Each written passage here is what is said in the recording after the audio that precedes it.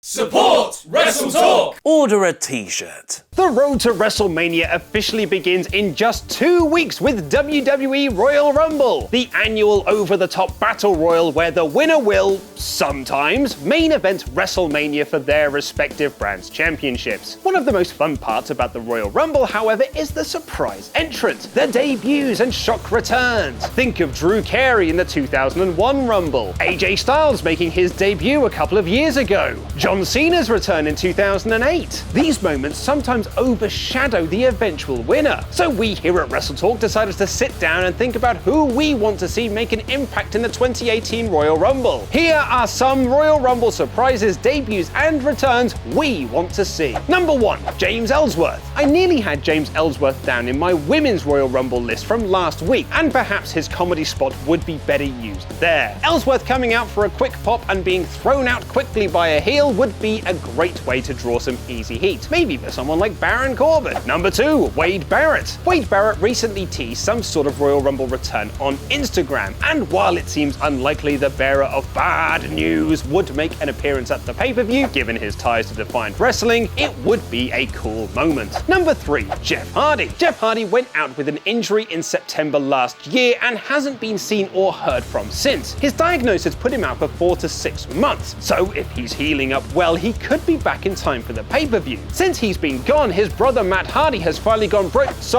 woken and started a singles feud with Bray Wyatt. What better place for Jeff to enter himself into this storyline than at the Royal Rumble? Maybe even during a stare down between Matt and Bray. Number 4, Batista. Speaking of people who have teased WWE comebacks recently, and Batista revealed to Jim Ross on his podcast that he's had talks with the company about a return. Batista wants to do the whole shebang, performing at house shows, doing long-term angles, and a big-time WrestleMania match. His last return was ill-timed due to the overwhelming popularity of Daniel Bryan, but a 2018 return for the Animal might fare better. Number 5, Big Cass. Another member of the injured list, Big Cass making his return at the Royal Rumble could help kickstart his singles run again. However, he is still out with a torn ACL, possibly up until WrestleMania or even later, so this one seems highly unlikely. Number 6, Road Dogg. Of course, the people who sometimes get the biggest pops of the evening are the nostalgia acts. And what better way to pop a crowd than with a "Oh, you didn't know?" The current SmackDown Live writer isn't one of the most popular people on Twitter, but some quick signature spots in the Royal Rumble might remind people of why we liked him 20 years ago. Number 7, Triple H. On a more serious note, a Triple H in-ring return at Royal Rumble would be a good platform to begin his WrestleMania program. Triple H was last seen at Survivor Series being beaten up by Braun Strowman, and the rumors are that the two could collide at WrestleMania rather than Triple H versus Kurt Angle as had been previously rumored. Why not have a spot where Triple H dominates and then Braun's music hits and he comes out and drags Triple H out of the ring? The two have a stare down, look at the WrestleMania sign, and a new feud begins. Number 8, Chris Jericho. Although it's quite clear that Jericho is sticking around in New Japan for the foreseeable future, starting a new feud with Tetsuya Naito at New Year's Dash, it would be an incredible moment for Y2J's music to hit and have the Ayatollah of Rock and Roller enter another Royal Rumble.